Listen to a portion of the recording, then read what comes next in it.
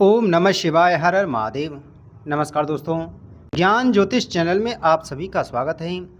दोस्तों, सावन का महीना भगवान शिव की आराधना के लिए अत्यंत पवित्र माना जाता है। सावन के महीने में भगवान शिव की पूजा, अभिषेक, मंत्र जाप और व्रत का विशेष महत्व बताया गया है। और जब सावन के महीने में सोमवार का दिन आता है तो इस दिन भगवान शिव की पूजा का महत्व और भी बढ़ जाता है। मानता है कि सावन सोमवार के दिन पूरी श्रद्धा, भाव, विश्वास और नियम के साथ भगवान शिव की आराधना करने से मन को शांति मिलती है और भक्त अपनी मनोकामनाओं के लिए भगवान शिव से प्रार्थना कर सकते हैं। दोस्तों, विशेष रूप से जो लोग संतान सुख की कामना रखते हैं वे भी सावन सोमवार के दिन भगवान शिव और माता पार्वती की पूजा करके अपनी मनोकामना भगवान के सामने रखते हैं।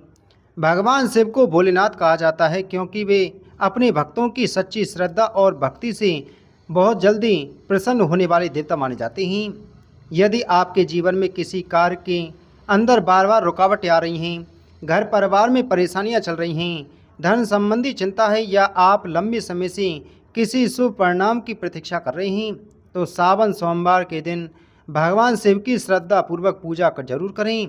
दोस्तों, आप सावन सोमवार से शुरू करके सावन सोमवार के प्रति सोमवार और उसके बाद भी सोमवार को ये उपाय कर सकते हैं। भगवान की भक्ति कर सकते हैं, पूजा अर्चना कर सकते हैं। सभी का फल एक समान होता है, लेकिन सावन सोमवार के विशेष महत्व होते हैं। दोस्तों, सावन मास में जितने भी सोमवार आते हैं उन सभी का अपना विशेष महत्व माना जाता है। यदि आप अपनी श्रद्धा और सामर्थ्य के अनुसार भगवान शिव की पूजा करते हैं तो यह दिन आपके लिए आध्यात्मिक रूप से बहुत शुभ और विशेष हो सकते हैं।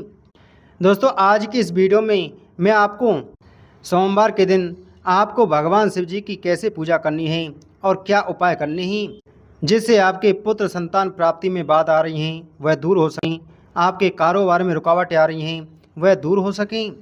दोस्तों, वीडियो में आगे बढ़ने से पहले अगर आप चैनल पर पहली बार आए हैं तो चैनल को सब्सक्राइब करें, बगल में बेल आइकन को जरूर दबाएं।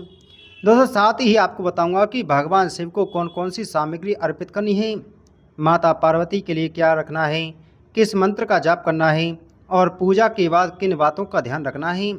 साथ में मैं आपको उन भाग्यशाली राशियों के बारे में भी जानकारी दूंगा जिन्हें 17 अगस्त 2026 से 9 सितंबर 2026 तक पुत्र संतान प्राप्ति के शुभ योग बन रहे हैं। दोस्तों, सबसे पहले जानते हैं सावन सोमवार के दिन की जाने वाली पूजा के बारे में। सावन सोमवार की पूजा की शुरुआत कैसे करें? सुबह जल्दी उठकर स्नान करें। स्नान करते समय जल में थोड़ा सा गंगा जल मिलाकर के स्नान करें। उसके बाद आप स्वच्छ वस्त्र धारण करें। इसके बाद भगवान शिव जी की पूजा की सामग्री तैयार करें। आप अपनी सामर्थ्य और उपलब्धता के अनुसार पूजा सामग्री रख सकते हैं। भगवान शिव के लिए बेलपत्र, आग के पत्ते, आग के पुष्प, चंदन, भस्म, गंगाजल, पंचामृत, फल, नारियल, गेहूं और चावल के दाने रखें। इसके साथ माता पार्वती के लिए श्रृंगार सामग्री, चुनरी और भगवान शिव के लिए अंगोछा या वस्त्र अपनी श्रद्धा के अनुसार रख सकते हैं। यदि आग के पत्ते उपलब्ध हों तो उनकी माला भी बनाकर आप भगवान शिव को अर्पित कर सकते हैं। आप चाहें तो प्रत्येक पत्ते पर श्रद्धा के अनुसार भगवान शिव को अर्पित करते समय उस पर ओम नमः शिवाय लिखें या राम का नाम लिख करके और मन ही मन ओम नमः शिवाय मंत्र का जाप करते हुए आप यह भगवान शिव जी को अर्पित करें। ध्यान रखें कि पूजा में उपलब्ध सामग्री के अनुसार ही पूजा करें। किसी विशेष वस्तु के उपलब्ध न होने पर पूजा अधूरी नहीं मानी जाती। भगवान शिव के लिए सबसे महत्वपूर्ण आपकी श्रद्धा और भक्ति है। दोस्तों, सबसे पहले भगवान शिव का पंचामृत से अभिषेक करें। आप भगवान शिव जी की पूजा के लिए शिवलिंग के सामने बैठें। सबसे पहले भगवान शिव को प्रणाम करें और मन में अपनी मनोकामना रखें। हाथ जोड़कर भगवान से कहें, हे भोलेनाथ, मैं आपकी श्रद्धा और भक्ति के साथ सावन सोमवार की पूजा कर रहा हूँ या कर रही हूँ। प्रभु, मेरे जीवन की सभी परेशानियों को दूर करें, मेरे परिवार पर अपनी कृपा बनाए रखें और मेरी उचित मनोकामना को पूरा करने की कृपा करें। मुझे संतान प्राप्ति का आशीर्वाद दें। इसके बाद भगवान शिव का पंचामृत से अभिषेक करें। पंचामृत में दूध, दही, घी, शहद और शक्कर का प्रयोग किया जाता है। इन सभी को मिलाकर के आप भगवान शिव जी का अभिषेक करें। अभिषेक करते समय भगवान शिव का स्मरण करते रहें। ओम नमः शिवाय मंत्र का जाप करते रहें। इसके बाद भगवान शिव को स्वच्छ जल अर्पित करें और फिर अपनी परंपरा के अनुसार गंगा जल अर्पित करें। इसके बाद भगवान शिव को चंदन और भस्म अर्पित करें।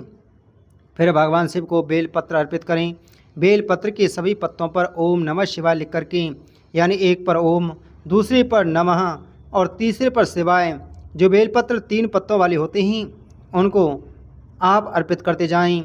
बेलपत्र अर्पित करते समय भी भगवान शिव का ध्यान करें और मन ही मन अपनी मनोकामना बोलें। इसके बाद यदि आपने आग के पत्तों की माला तैयार की है तो उसे श्रद्धा के साथ भगवान शिव जी को अर्पित करें। आग के पुष्प उपलब्ध हों तो उन्हें भी अर्पित करें। इसके बाद भगवान शिव के सामने दीपक जलाएं और धूप अर्पित करें। भगवान शिव को फल और अनाज अर्पित करें, यानी जो आप गेहूं के दाने लेकर के गए हैं, अब भगवान शिव को आपने गेहूं के दाने अर्पित किए हैं, उसके बाद में आप जो चावल के दाने लेकर गए हैं, चावल का दाना कोई भी टूटा हुआ नहीं होना चाहिए। चावल के दाने आप अर्पित करें और अपनी मनोकामना बोलते जाएं। इसके बाद नारियल और केला जैसे फल भगवान को अर्पित करें। भगवान शिव के सामने हाथ जोड़कर प्रार्थना करें, हे भोलेनाथ, मेरे परिवार पर अपनी कृपा बनाए रखें, हमारे जीवन में सुख शांति बनाए रखिए और जो भी उचित मनोकामना है आप अपनी मनोकामना बोलें, उसे पूर्ण करने की कृपा कीजिए। हमारे जीवन की बाधाओं को दूर कीजिए और हमें धर्म के मार्ग पर चलने की शक्ति दीजिए। आप हमें आपकी जो पुत्र संतान प्राप्ति की कामना है उसे भी आप भगवान शिव के सामने बोलें। उसके बाद में आपको माता पार्वती की पूजा करनी है। माता पार्वती को चुनरी अर्पित करें और अपनी सामर्थ्य के अनुसार श्रृंगार सामग्री अर्पित करें। भगवान शिव को अंगोछा या वस्त्र और माता पार्वती को चुनरी अर्पित करने से भगवान शिव और माता पार्वती की विशेष कृपा आप पर प्राप्त होगी। उसके बाद में आपको माता पार्वती से प्रार्थना करनी है, हे माता पार्वती, मेरे परिवार पर अपनी कृपा बनाए रखिए, घर में सुख शांति और प्रेम बनाए रखिए। भगवान शिव और आपकी कृपा सदैव हमारे जीवन पर और हमारे परिवार पर बनी रही। इसके बाद भगवान शिव और माता पार्वती को प्रणाम करें। अगर आपने खीर या साबूदाने की खीर बनाई है, यानी चावल की खीर या साबूदाने की खीर बनाई है, तो आप भगवान शिव को अर्पण करें, उनका भोग लगाएं।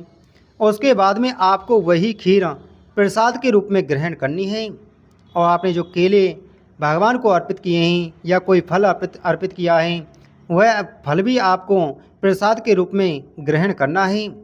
भोग लगाते समय कुछ समय के लिए शांत होकर भगवान के सामने ध्यान करें और अपनी इच्छा अनुसार, सामर्थ्य के अनुसार ओम नमः शिवाय मंत्र का जाप करें।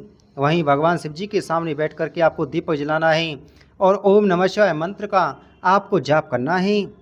इसके बाद में आपको वह खीर का प्रसाद और फल वापस उठा लेने हैं और उसे आप थोड़ा सा प्रसाद अपने परिवार के सदस्यों में बांटें और उसके बाद में वही प्रसाद पति पत्नी दोनों को ग्रहण करना है। आप अपनी पुत्र संतान की कामना करते हुए वह ग्रहण करेंगे तो भगवान शिव जी का विशेष आशीर्वाद आपको प्राप्त होगा। दोस्तों, अब मैं आपको उन राशियों के बारे में जानकारी देता हूँ जिन राशियों के लिए पुत्र संतान प्राप्ति के योग अत्यंत प्रबल बनते हुए दिखाई दे रहे हैं। पहली राशि है मेष राशि, दूसरी है वृषभ राशि, तीसरी है मिथुन राशि, चौथी है कर्क राशि, पांचवी है तुला राशि, छठी है धनु राशि, सातवीं है कुंभ राशि और आठवीं है मीन राशि। इन राशियों को भगवान शिव जी का विशेष आशीर्वाद प्राप्त हो रहा है। 17 अगस्त से 9 सितंबर तक इन राशियों के पुत्र संतान प्राप्ति के योग बहुत ही प्रबल दिखाई दे रहे हैं। तो दोस्तों, इस प्रकार सावन सोमवार भगवान शिव की आराधना और अपनी मनोकामना के लिए प्रार्थना करने का अत्यंत पवित्र अवसर माना जाता है। अगर आपको यह जानकारी अच्छी लगी हो तो वीडियो को लाइक करें, वीडियो को शेयर करें। मिलते हैं आपसे अगली वीडियो में एक और महत्वपूर्ण जानकारी के साथ में। ओम नमः शिवाय।